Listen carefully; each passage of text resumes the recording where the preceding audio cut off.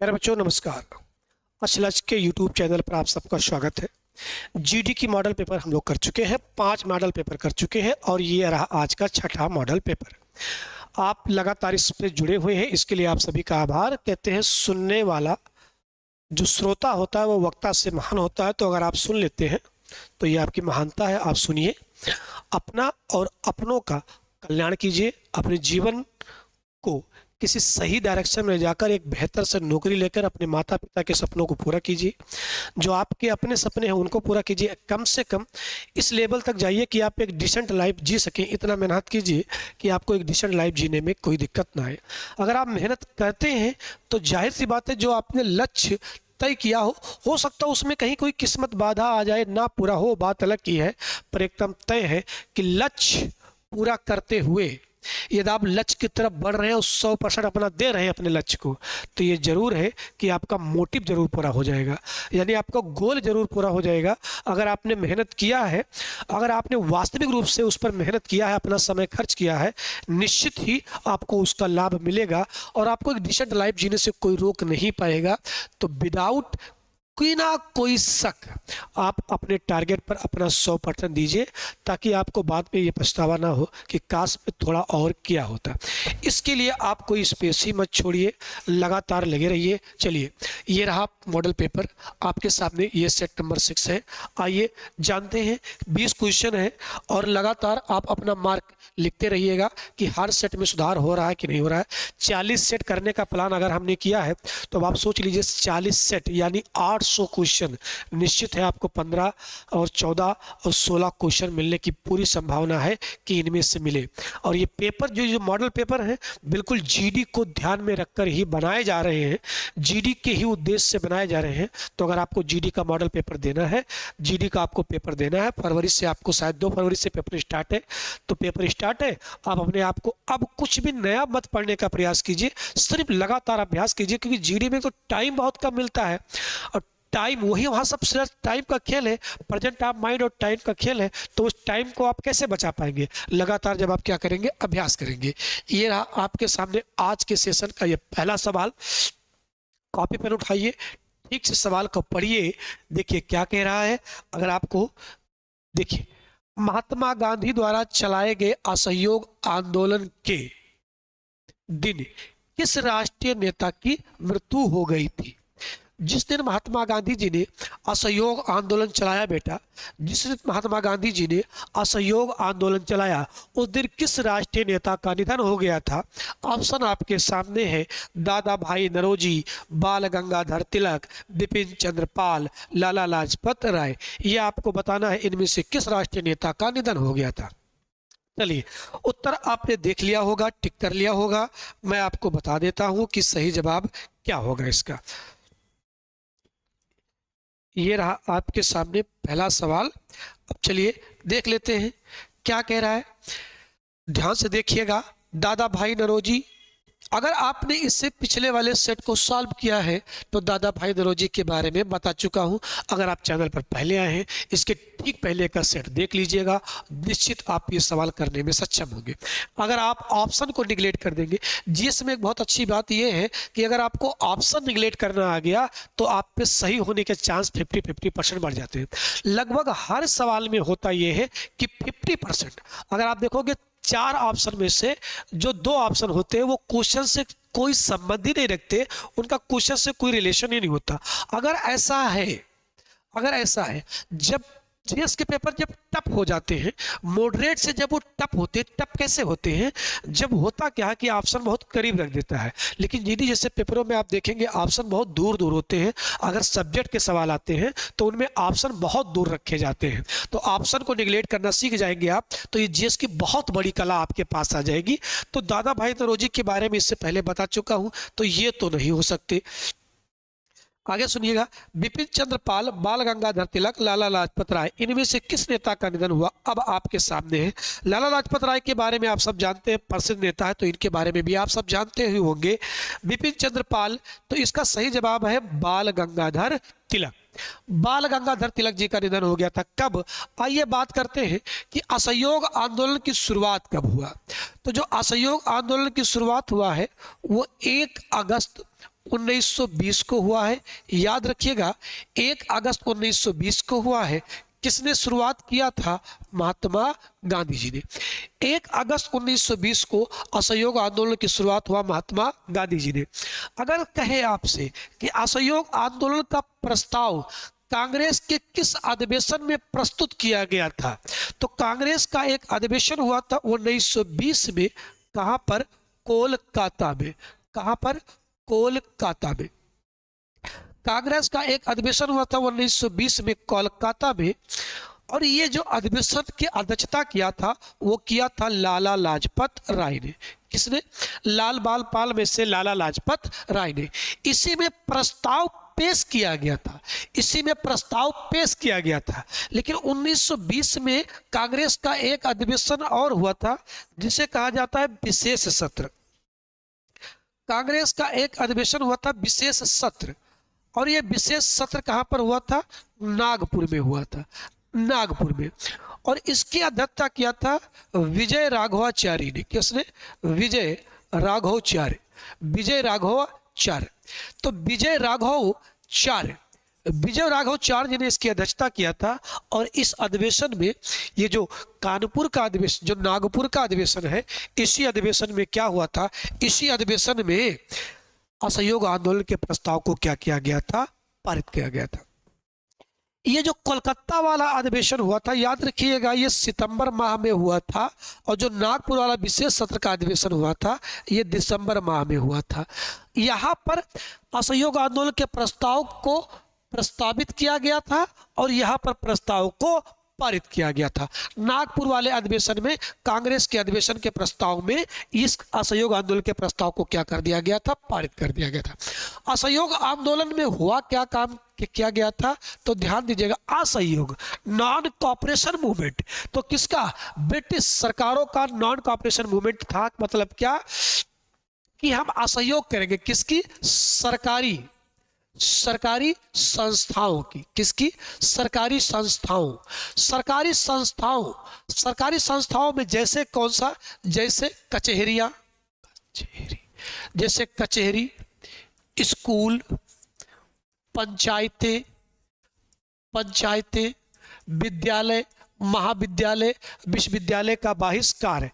इसके अलावा सामान्य का बहिष्कार, जैसे शराब का विरोध किया जाएगा इसमें, जैसे विदेशी कपड़े का विरोध किया जाएगा, जैसे विदेशी वस्त्रों का विरोध किया जाएगा इसमें, असहयोग आंदोलन में। इसी समय भारत में बहुत सारी शिक्षण संस्थाओं की भी स्थापना किया जाएगा। मॉडर्न इंडिया पढ़ाते वक्त आपको बताया जाएगा। जब असहयोग आंदोलन चल रहा था तो ये जब हुआ क्या था बेटा? असहयोग आंदोलन चल रहा था। इसी दौरान याद कीजिएगा, थोड़ा सा ध्यान दीजिएगा, इसी दौरान बच्चे क्या काम किया गया? असहयोग आंदोलन के समय ही, ध्यान सुनिएगा, ये जो कांग्रेस का नागपुर वाला अधिवेशन हुआ था इसमें 2 प्रस्ताव पारित किए गए थे। इसमें 2 निर्णय लिए गए थे। एक निर्णय ये लिया गया था असहयोग आंदोलन में, ध्यान सुनिएगा, एक निर्णय लिया गया था कि स्वशासन को त्याग करो। स्वशासन को त्याग कर। ये सब ध्यान सुनिएगा, स्वशासन को त्याग कर क्या काम किया जाएगा? स्वराज को लक्ष्य घोषित किया गया था। स्वराज को अंतिम लक्ष्य घोषित किया गया था। कहा गया था भाई ब्रिटिश सरकार में हम लोग अब स्वशासन नहीं चाहिए, हमें स्वराज चाहिए, और स्वराज को ही अंतिम लक्ष्य घोषित किया गया था। दूसरा काम क्या काम किया गया था कि रचनात्मक कार्यों को क्या दिया जाएगा? प्रोत्साहन दिया जाएगा। रचनात्मक कार्यों को प्रोत्साहन दिया जाएगा। रचनात्मक कार्यों को क्या दिया जाएगा? प्रोत्साहन दिया जाएगा। ये 2 निर्णय इस असहयोग आंदोलन में के लिए कांग्रेस ने निर्णय लिया हुआ था। असहयोग आंदोलन चल रहा था तो हुआ क्या था मित्र? याद रखना कि 5 फरवरी 1922 को क्या हुआ? चौरी चौरा कांड हो गया। चौरी चौरा कांड हो गया। 5 फरवरी 1922 को चौरी चौरा क्या हो गया? कांड हो गया। तो जब चौरी चौरा कांड हुआ तो इसमें चौरी चौरा कांड में थाने में 22 हवलदार और 1 थानेदार जलकर मर गए। महात्मा गांधी ने कहा यह हिंसा हो गया, और महात्मा गांधी जी ने क्या काम किया, 10 फरवरी 1922 को वर्धा में कांग्रेस की बैठक बुलाया, और इसी बैठक में क्या काम किया गया, कांग्रेस की बैठक बुलाया गया, और इसी बैठक में यह घोषणा किया गया कि असहयोग आंदोलन को वापस ले लिया जाएगा। हुआ क्या कि 12 फरवरी 1922 को वापस ले लिया गया। असहयोग आंदोलन को क्या ले लिया गया, वापस ले लिया गया। महात्मा गांधी को गिरफ्तार किया गया, गिरफ्तार कर लिया गया उन्हें 10 मार्च 1922 को उन्हें यमजी गांधी जी को, महात्मा गांधी को क्या किया गया, गिरफ्तार कर लिया गया।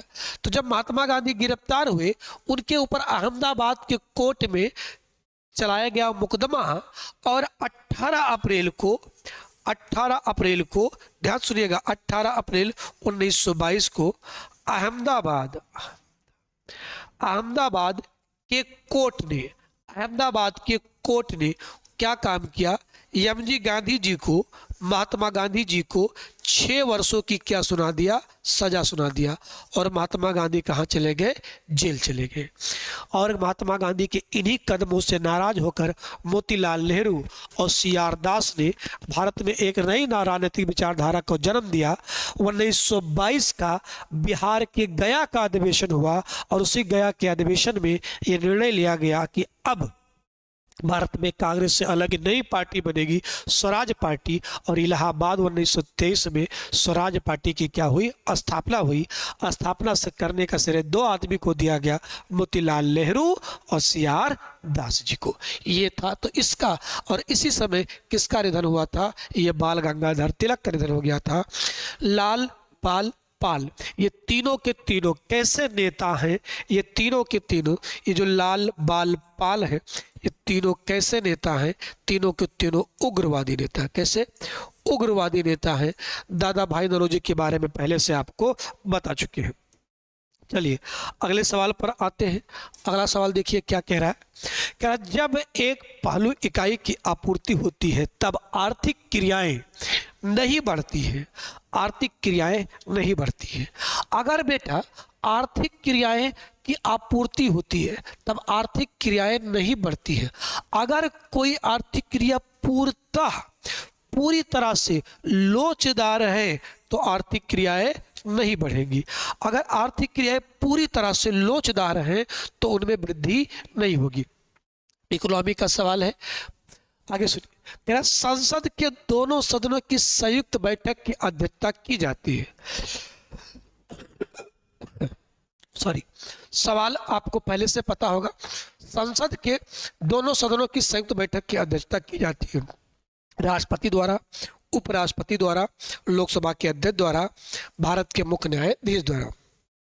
तो अगर आपसे ये बात करें कि संसद के दोनों सदनों की संयुक्त बैठक की अध्यक्षता की जाती है, अंशु सर, संसद के दोनों सदनों की संयुक्त बैठक की अध्यक्षता की जाती है, तो ये किसके द्वारा की जाती है? जरा ध्यान से सुनिएगा बेटा, आपने उत्तर टिक कर लिया होगा, लोकसभा अध्यक्ष द्वारा किया जाता है। अगर कहें संयुक्त बैठक की अध्यक्षता ये भारतीय संविधान के किस अनुच्छेद में है, तो जरा ध्यान सुनिएगा। संयुक्त बैठक अनुच्छेद 108 के तहत बुलाता कौन है? अगर आपसे कहे बुलाता कौन है, तो अगर कहे बुलाता कौन है तो संयुक्त बैठक को बुलाता कौन है? राष्ट्रपति। कौन बुलाता है? राष्ट्रपति। संयुक्त बैठक यानी लोकसभा और राज्यसभा की संयुक्त बैठक बुलाता कौन है? राष्ट्रपति। और अध्यक्षता कौन करता है? उसका लोकसभा अध्यक्ष। संयुक्त बैठक जब किसी मुद्दे पर लोकसभा और राज्यसभा में आपसी विवाद हो जाता है तो ऐसे मामलों में राष्ट्रपति के पास अनुच्छेद 108 के तहत ये पावर है कि वो संयुक्त बैठक को क्या करे? बुलाए। और अगर आप सेशन देख रहे हैं तो मैं आपसे एक सवाल पूछ रहा हूं कि संयुक्त बैठक को बुलाया था है राष्ट्रपति द्वारा या प्रावधान कहां से लिया गया है? आप कमेंट करके बताइएगा कहां से लिया गया है, कहां से लिया गया? संयुक्त बैठक का जो प्रावधान है ये कहां से लिया गया? ये सवाल मैं आपके लिए कमेंट बॉक्स में छोड़ रहा हूं कि आप इसका उत्तर बताएंगे। आगे, राज्यसभा को भंग करने की शक्ति किसके समक्ष है? कह रहा राज्यसभा को भंग करने की शक्ति किसके पास है, ये आपको बताना है। तो राज्यसभा को भंग करने की शक्ति क्या राष्ट्रपति के पास है, प्रधानमंत्री के पास है, संसद के पास है, या इनमें से कोई नहीं? मुझे पता है बच्चों ने उत्तर टिक कर लिया होगा। देखिएगा, राज्यसभा बेटा आपको पता है कैसा सदन है? अस्थाई सदन है। कैसा सदन है? अस्थाई सदन है। तो जब ये अस्थाई सदन है तो भंग होने की कोई विकल्प ही नहीं है। तो सही उत्तर क्या होगा? इनमें से कोई नहीं। अब अगर आपसे कहे संसद, ध्यान सुनिएगा बेटा, संसद के कितने अंग हैं? तो आप जानते हैं संसद के कितने अंग हैं? राष्ट्रपति, एक अंग क्या है? राज्यसभा, और एक अंग क्या है? लोकसभा। राष्ट्रपति भारत का होगा, ये भारतीय संविधान के अनुच्छेद 52 में मिलेगा।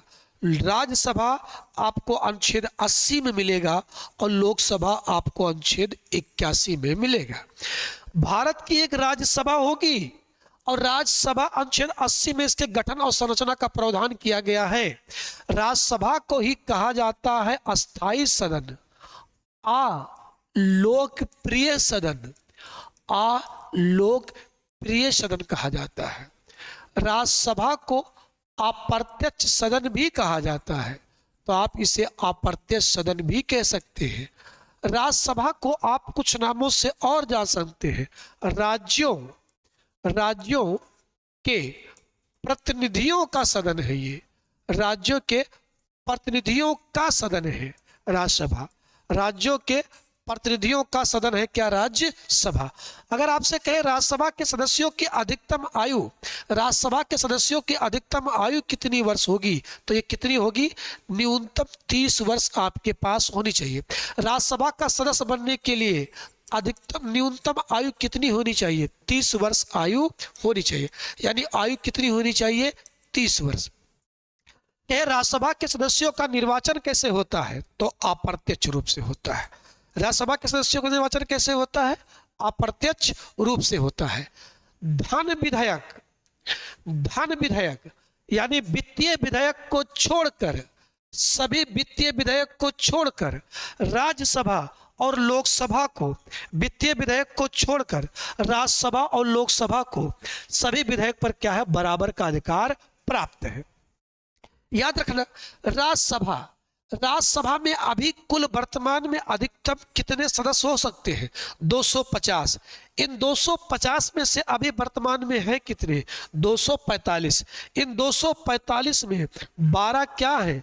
मनोनीत। 12 सदस्य क्या होते हैं? राष्ट्रपति द्वारा मनोनीत होते हैं। तो इसका सही जवाब ऑप्शन नंबर क्या था? ऑप्शन नंबर डी, इनमें से कोई नहीं। राज्यसभा के सदस्य प्रत्येक 2 वर्ष बाद, कितने? प्रत्येक 2 वर्ष बाद। कितने वर्ष बाद? प्रत्येक 2 वर्ष बाद। प्रत्येक 2 वर्ष बाद। प्रत्येक 2 वर्ष बाद पतना प्रत्येक 2 वर्ष बाद 1/3 सदस्य क्या हो जाते हैं? सेवा निर्मित हो जाते हैं। प्रत्येक 2 वर्ष बाद 1/3 सदस्य सेवा निर्मित हो जाते हैं। किसके? राज्यसभा के। उतने ही सदस्यों पर उतने ही सीटों पर चुनाव होता है जितने सेवा निर्मित हो जाते हैं। अब आपके सामने एक सवाल और है जो आप उत्तर कमेंट में बताएंगे कि राज्यसभा के सदस्यों के निर्वाचन की प्रक्रिया किस देश से लिया गया है?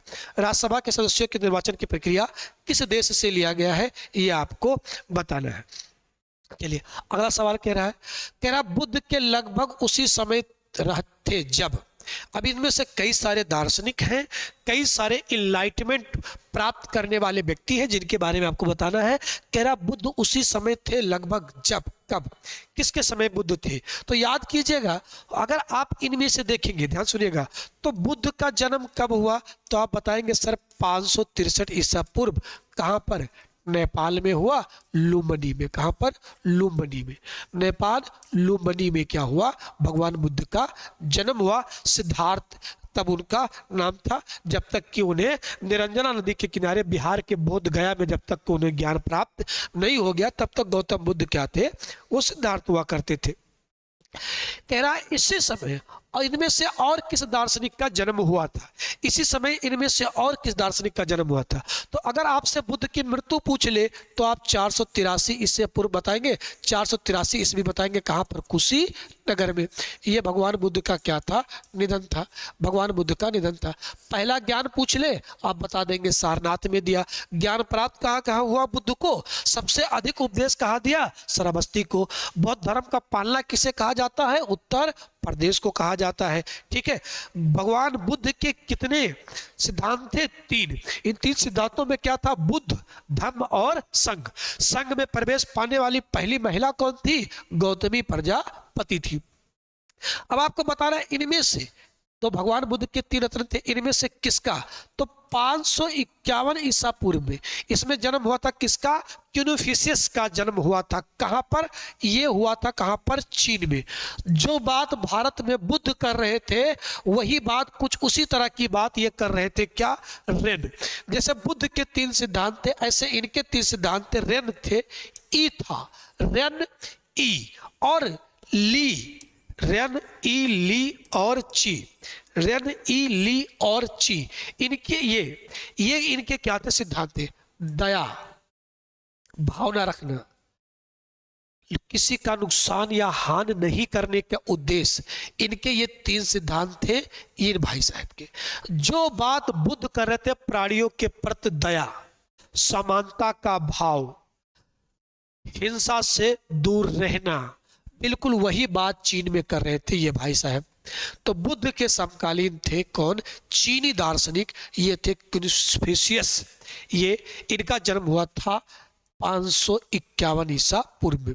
अब 563 में किसका जन्म हुआ था? भगवान बुद्ध का हुआ था। लोगों का दोनों का दर्शन लगभग समान है।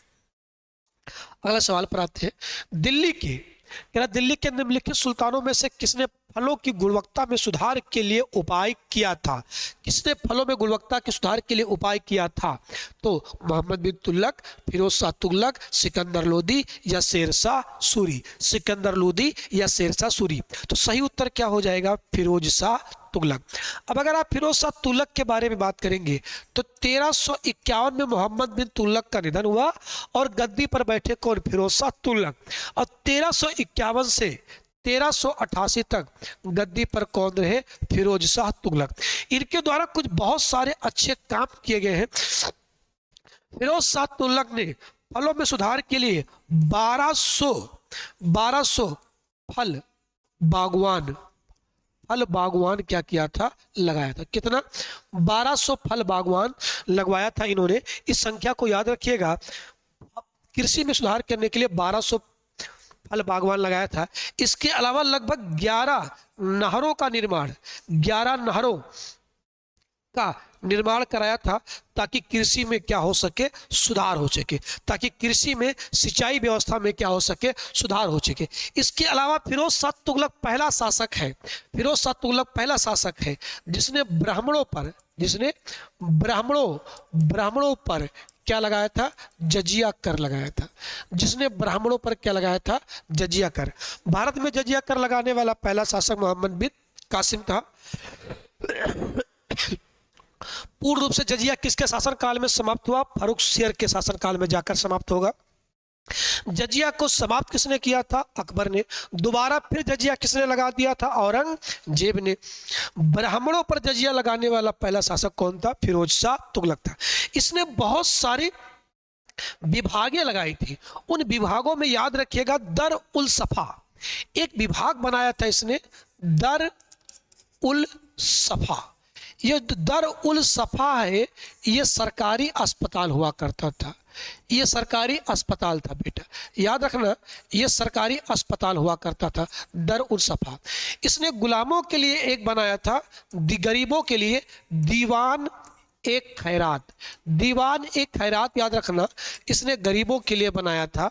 इसके अलावा दफ्तर ए बेरोजगार की भी इसने क्या किया था? स्थापना किया था। याद रखना बेटा, इसने लोक निर्माण विभाग इसकी भी क्या किया था? स्थापना किया था फिरोज शाह तुगलक ने।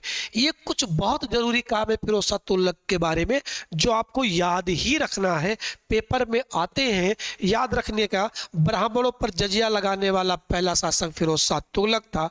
कृषि में सुधार करने के लिए 1200 फल बागवान लगाया था। 11 नहरों का निर्माण कराया था इसने। 11 नहरों का क्या कराया था इसने? निर्माण करवाया हुआ था। शासनकाल 1351 से 1388 तक था। कुछ विभाग इसके द्वारा स्थापित किए गए थे, याद रखना, दर उल सफा, दीवान ए खैरात, दफ्तर ए बेरोजगार और लोक निर्माण विभाग। ये फिरोज शाह तुगलक के कुछ काम हैं जो आपको याद रखने हैं। अगले सवाल पर आते हैं। शक संवत की शुरुआत कब हुई? शक संवत की शुरुआत किसने किया? कह रहा कनिष्क 58 में, विक्रमादित्य ने 58 ईसा पूर्व, रुद्रमान ने 78 ईसा पूर्व में, या कनिष्क ने 78 ईसा पूर्व में? बहुत इंपॉर्टेंट सवाल, कई साल पेपरों में पूछा गया है, कई बार पेपरों में पूछा गया है। आपको उत्तर बताना है बेटा, ढंग से पढ़िएगा सवाल और इसका उत्तर बताइए। थोड़ा सा सवाल इधर करते हैं, इसको देखिएगा। अब देखिए, दिख रहा है सवाल? हाँ दिख रहा होगा। चलिए, क्या कह रहा है? किसने किया? आपको बताना है ये किसने काम किया है। किसने शक संवत की शुरुआत किया हुआ है? तो कनिष्क ने किया है। किसने? कनिष्क ने। अब अगर आपसे पूछे कनिष्क किस वंश के शासक थे, तो कुषाण वंश के शासक थे। किस वंश के? कुषाण वंश के क्या थे? शासक थे। कौन? कनिष्क। कनिष्क कुषाण वंश के शासक थे और इन्होंने ही बेटा, इन्होंने ही शक संवत की क्या किया? शुरुआत किया। इन्हें द्वितीय अशोक भी कहा जाता है। इन्हें क्या कहा जाता है? याद रखिए, द्वितीय अशोक भी कहा जाता है। इन्हें द्वितीय अशोक भी कहा जाता है। जब 78 ईसा पूर्व यानी प्रथम शताब्दी में इन्होंने, प्रथम शताब्दी में जब इन्होंने, अगर आपसे ये पूछ ले, इन्हीं के शासन काल में, प्रथम शताब्दी में, याद रखना बच्चे, इन्हीं के शासन काल में प्रथम शताब्दी में चौथा बौद्ध संगीतक हुआ था। चौथा बौद्ध संगीतक, चौथा बौद्ध संगीतक इन्हीं के शासन काल में आयोजित हुआ था। कहां पर? कुंडलवन कहां पर? कश्मीर में। कुंडलवन कश्मीर में। और इसी चौथे बौद्ध संगीतक में बौद्ध धर्म 2 धर्मों में बढ़ गया था, हीनयान और महायान। यही से बौद्ध धर्म में 2 धर्म निकल कर आए, हीनयान और महायान। अगर आपसे पूछे कि ये जो कुषाण वंश है इसके संस्थापक कौन है, नाम खुद पूछा जाता है। कुजल फेडिस का नाम सुना होगा अगर आप लोगों ने सुना है तो। अगर आप लोगों ने सुना तो कुजला कडफिसिस, अगर आपने नाम सुना है कडफिसिस, पूरा नाम आपको मिलेगा कहीं कहीं, कुजला कडफिसिस। यही इसके क्या है? संस्थापक है। इस वंश के क्या है? ये संस्थापक है। और अगर आपसे पूछे कुषाण वंश के अंतिम शासक कौन है, इसके अंतिम शासक कौन है? वासुदेव। कौन है? वासुदेव। इसके अंतिम शासक है वासुदेव। ये इसके क्या है? अंतिम शासक है। कुषाण वंश के जो अंतिम शासक है वो वासुदेव हैं। और जो कुषाण वंश की स्थापना किया कुजल खटपटिस ने किया हुआ है। इस वंश के सबसे प्रतापी शासकों में से कनिष्क थे। कनिष्क कुषाण वंश के शासक थे। इन्हें अशोक द्वितीय कहा जाता है। चौथा बौद्ध संगीत इन्हीं के शासनकाल में क्या हुआ था? आयोजित हुआ था। और 1178 में इन्होंने ही शक संवत की शुरुआत किया था। अगर आपसे पूछे शक संवत कैसा है, तो शक संवत बिल्कुल ग्रेगोरियन कैलेंडर की तरह है। इसमें 365 दिन और क्या 12 महीने होते हैं। 365 दिन और 12 महीने होते हैं, यानी कुछ ग्रेगोरियन कैलेंडर की तरह ही क्या है? ये शक संवत है। आगे सवाल देखिए, निम्नलिखित में से कौन सा वायुमंडल की सबसे ऊपरी परत है? कई बार पेपर में आ चुका है, इससे पहले वाले सेट में 2 बार रिपीट हो चुका है, तो यहां समय मैं आपसे नहीं लूंगा, जरा ध्यान सुनिएगा। सबसे ऊपरी परत कौन सा है? बहिर्मंडल। ये सबसे ऊपरी परत है। सबसे ऊपरी परत है। सबसे ऊपरी परत क्या है? सबसे ऊपरी परत है बहिर्मंडल। यहीं पर क्या कहे जाते हैं? कृत्रिम उपग्रह। कृत्रिम उपग्रह का क्या किया जाता है? यहीं पर कृत्रिम उपग्रह का प्रक्षेपण किया जाता है। यही कृत्रिम उपग्रह छोड़ा जाता है। सबसे ठंडा मंडल अगर आपसे पूछे, सबसे ठंडा मंडल अगर आपसे पूछे सबसे ठंडा मंडल, तो ये क्या होगा? मध्यमंडल होगा। अगर आपसे पूछे ओजोन परत कहाँ है, ओजोन परत कहाँ पर मिलता है, तो आप बताएंगे कौन से मंडल में? समताप मंडल में मिलेगा। आयन मंडल में यहीं पर रेडियो तत्व क्या करते हैं? परावर्तित होते हैं। यहीं पर रेडियो तत्व क्या होते हैं? परावर्तित होते हैं। तो संचार उपग्रह लगभग यही आयन मंडल में, यहीं पर उल्का पिंड, यहीं पर उल्का पिंड द्वारा जो रंगीन किरणें निकलती हैं उन्हें क्या कहा जाता है? अरोरा कहा जाता है। क्या? अरोरा। इसी अरोरा को उत्तरी ध्रुव पर अरोरा बोरलियास, नॉर्थ पोल पर इसे अरोरा बोरलियास और साउथ पोल पर इसे अरोरा ऑस्ट्रेलियास कहा जाता है। और अब अगर आपसे कहे सबसे निचला मंडल, समताप मंडल, वायुयान, अगर आपसे पूछे कहाँ मौसम संबंधी घटनाएं नहीं होती हैं समताप मंडल में, कहे वायुयान, वायुयान वायुयान कहाँ उड़ाया जाता है, तो आप बताएंगे कहाँ पर? समताप मंडल में। इसके अलावा एक मंडल और बचा है, कौन सा मंडल? क्षोभ मंडल। सबसे निचला मंडल कौन सा मंडल है? क्षोभ मंडल। वायुमंडल का सबसे निचला मंडल कौन सा होता है? सबसे निचला मंडल कौन सा होता है? क्षोभ मंडल। जहां मौसम संबंधी समृद्ध घटनाएं होती हैं वो कौन से मंडल में? क्षोभ मंडल में। मौसम संबंधी घटना कहां पर होती है? क्षोभ मंडल में होती है। कहां पर ऊंचाई बढ़ने के साथ तापमान बढ़ता है? क्षोभ मंडल में। कहां पर ऊंचाई बढ़ने के साथ तापमान घटता है? क्षोभ मंडल में। और ऊंचाई घटने के साथ तापमान बढ़ता है किसमें? क्षोभ मंडल में। इसीलिए मौसम संबंधी सारी घटनाएं कहां पर होती हैं? क्षोभ मंडल में। कह रहा निम्नलिखित में से कौन सा वायुमंडल की सबसे ऊपरी परत है? क्या होगा? ये बहिर्मंडल होगा। अगला सवाल कह रहा सिक्किम से गुजरने वाली अक्षांश भी गुजरेगी। कई सारे पेपरों में पता नहीं क्यों सवाल रिपीट होता है। इसका मतलब ये है कि आप भारत के मैप को याद रखें। सिक्किम से गुजरने वाला अक्षांश और कहां से गुजरेगी? याद रखना, सिक्किम से गुजरने वाला अक्षांश कहां से गुजरेगी? राजस्थान से। लगभग 24 डिग्री उत्तरी अक्षांश के आसपास देखोगे तो सिक्किम, आपको पंजाब ऊपर मिल जाएगा, हिमाचल प्रदेश ऊपर मिलेगा, जम्मू कश्मीर ऊपर मिलेगा। जब आप सिक्किम से गुजारोगे कोई अक्षांश रेखा, तो अगर आप भारत को देखोगे तो इस तरह आपको अपना प्यारा भारत दिखाई देगा, कुछ इस तरह दिखाई देगा। अब यहाँ पर आपको मिलेगा एक राज्य, यहाँ एक राज्य मिलेगा राजस्थान। तो जब आप कोई रेखा गुजारोगे सिक्किम, यहाँ मिलेगा आपको हिमाचल प्रदेश, यहाँ मिलेगा पंजाब, और ये वाला राज्य मिलेगा आपको जम्मू कश्मीर। ये वाला राज्य क्या मिलेगा? जम्मू कश्मीर। अब इसमें से कह रहा था और कौन सी राज्य गुजरेगा, तो वो कहाँ से गुजरेगी? राजस्थान से। कहाँ से? राजस्थान से। अगले सवाल पर आते हैं। निम्नलिखित में से कौन सा एक गतिशील इलेक्ट्रॉन की गति को प्रभावित नहीं करेगा? निम्नलिखित में से कौन सा एक गतिशील इलेक्ट्रॉन गति को प्रभावित नहीं करेगा? ये आपको उत्तर बताना है। कह रहा है गति की दिशा में प्रयुक्त विद्युत क्षेत्र, गति की दिशा में प्रयुक्त चुंबकीय क्षेत्र, गति की दिशा में लंबवत क्षेत्र, गति की दिशा में चुंबकीय गतिशील दिशा में सीधा लगाएगा। तो गति की दिशा में, अगर आप गति की दिशा में प्रयुक्त चुंबकीय क्षेत्र अगर आप कोई है, अगर गति की दिशा में कोई चुंबकीय क्षेत्र प्रयोग हो जाता है, तो निम्नलिखित में से कौन सा एक गतिशील इलेक्ट्रॉन की गति को प्रभावित नहीं करेगा? तो ध्यान से सुनिएगा, गति की दिशा में, जरा इस सवाल पर ध्यान दीजिए। कह रहा गति की दिशा में, अब आप गति की दिशा में प्रयुक्त चुंबकीय क्षेत्र, अगर कोई गति जिस दिशा में हो रही है अगर वहां कोई चुंबकीय क्षेत्र है तो फिर क्या काम करेगा? गतिशील इलेक्ट्रॉन की गति को प्रभावित नहीं करेगा। सही उत्तर है ऑप्शन नंबर बी। आगे देखिए, सर्दियों में कभी कभी पानी बहने के लिए इस्तेमाल होने वाले धातु पाइप फट जाते हैं, क्योंकि जब पानी ठंडा होता है तो फैलता है, जब धातु पानी की तुलना में ज़्यादा सिकुड़ती है। कह रहा अंदर की तुलना में पाइप बाहर से ज़्यादा सिकुड़ती है या धातु पानी की अधिक विस्तार कर जाती है। कॉमन सवाल है, बुद्धि का सवाल है, समझने वाला सवाल है, फिजिक्स का सवाल है। बेटा पानी क्या काम करता है? दुनिया की सारे वस्तु गर्मी पाकर फैलते हैं और ठंडी पाकर क्या करते हैं? सिकुड़ते हैं। लेकिन पानी ऑटोमिनिमस बिहेवियर दिखाता है, उल्टा बिहेवियर कब दिखाता है? जब उसका तापमान 1 से -4 डिग्री सेल्सियस होगा, तब पानी उल्टा बिहेवियर दिखाता है। जब टेम्परेचर घटता है तो पानी क्या काम कर देता है? फैलता है। जब टेम्परेचर घटता है तो पानी फैलता है, फैलने से उसका आयतन बढ़ जाता है, और जैसे आयतन बढ़ जाता है तो पाइप के फटने की संभावना अधिक हो जाती है। पानी का सबसे अधिक घनत्व किस डिग्री सेल्सियस पर होता है? -4 डिग्री सेल्सियस पर। पानी जमता कितने डिग्री सेल्सियस पर है?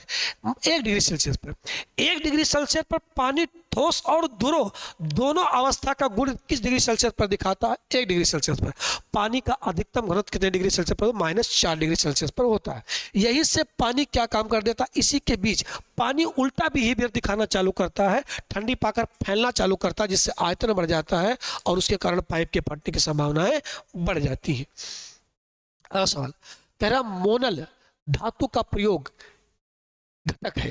कह रहा इसमें सुनिएगा, मोनल धातु का प्रमुख घटक क्या है। अब आपको बताना है कि इनमें से क्या है। तो बच्चे देखिए, ये जो मोनल धातु है ये अल्युमिनियम का एक घटक है, और ये जो मोनल धातु है ये किन दो धातुओं का मिश्रण है, किन दो धातुओं से बना है। तो याद रख लेना बच्चा, जो मोनल धातु है ये, इसमें निखिल और तांबा, निखिल और तांबे का मिश्रण, निखिल और तांबे का क्या मिश्रण, ये बनता है कौन सा धातु, मोनल धातु। कौन, मोनल धातु।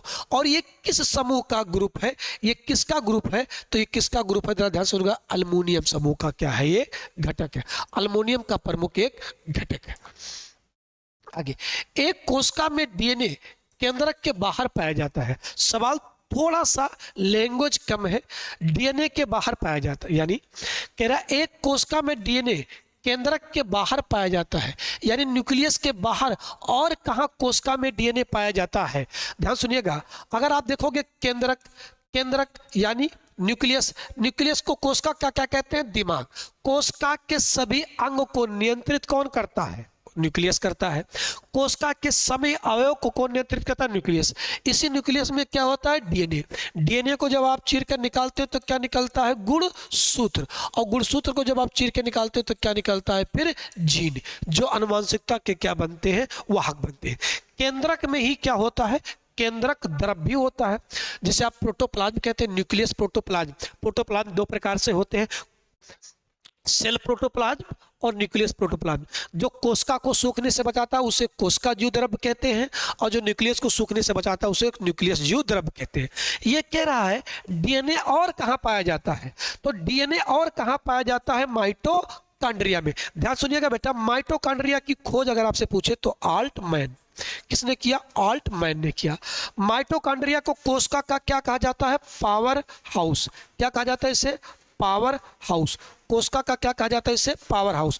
क्यों कहा जाता है, क्योंकि यहाँ चलता है क्रेब्स चक्र। क्या चलता है, क्रेब्स चक्र चलता है माइटोकॉन्ड्रिया में। और जब ये क्रेब्स चक्र चलता है तो क्या निकालता है, ATP, adenosine triphosphate energy. 38 ATP आपको क्या देता है, एक ग्लूकोज। 38 एटीपी आपको क्या देता है, एक ग्लूकोज। और एक ग्लूकोज आपको क्या देता है, 2.4 कैलोरी ऊर्जा, 2.4 कैलोरी ऊर्जा।